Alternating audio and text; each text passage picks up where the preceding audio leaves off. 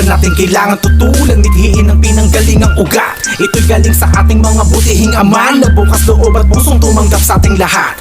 Ang pagbuklo rin, ang supremo nating kapatiran sa inang bayan at sa iba't ibang panig pa ng mundo. Alam naman natin na para to sa magandang kinabukasan ng lahat. Tas marami pang mga umaasta na bully, magsalita sa ama ay malabatang moody. Tigil na baka pagsisihan sa bandang huli at matanggal bilang kaisa at masansuwi. Ano pa ba talaga kasi ang labag sa inyo? Hilig sa diskusyonan nitong mga henyo. Basta lahat nakatindig kasama mga amang susulungan. TGP Global kaming tansenyo. Hindi mo ba namamalayan, mas lalong nagsindi, mas lalo pang naliwanagan ang aking intindi. Ang mahal kong kapatiran ay lumawak ang binhi, isang bilog na pinayabong ang tao gamapi.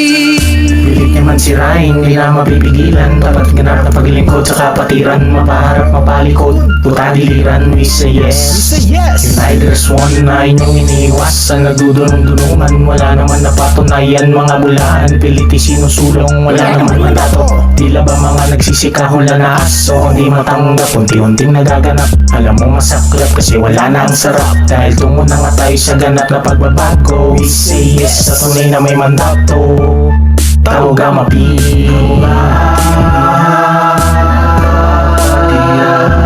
halika na sumama ka na sa ngalan ng Di mo Ama. ba namamalayan, mas lalong nagsindi, mas lalo pang naliwanagan ang aking intindi.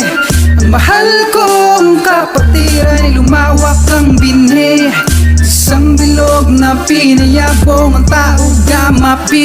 Ayoko sana kong gawin pero sobra ka na din. Nagsalita kang parang tropa lang ang ating amain. Wes ulitin ang istorya ni Abel at ni Cain. Lahat ng sasabihin ko ay huwag yung mamasamain. Kapakanan ba ng nakararami ang inyong iniingat? Ano kadahilan na naman sa sarili kaya itong iniilagan? Nakakatawang kapatid ay inaayos, tatay mo sinisiraan. Imbis pananalig kay mukha mo ang tinitibayan. Masakit ang totoo lalo sa mga nag-iilusyon na pwede tayo magkanya-kanya ng konstitusyon. May katiwalian kaya takot sa evolusyon. Kanilang solusyon isumbat ang bagat kontribusyon para lamang itusa ng bastos at ang buraot. Kung tutol ka ay dalhin mo ang respeto pag lumaot sa ngalan ng apat na ama. Kahit santo umawat sa pangunguna ni Kenneth Rua at Albert Di Dumao. mo ba namamalayan, mas lalong nagsindi, mas lalo pang naliwanagan ang aking intindi.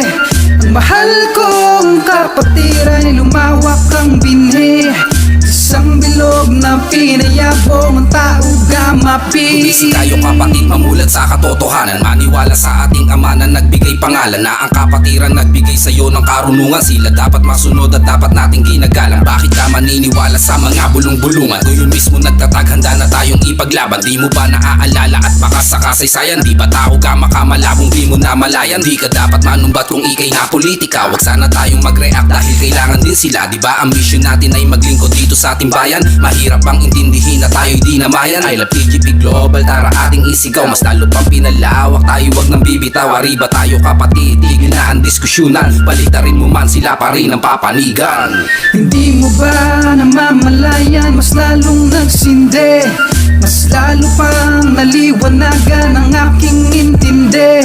Ang mahal kong kapatiran ay lumawak ang binhi, isang bilog na pinayabong ang tao gamapi. Hanapin mo at subukang alamin.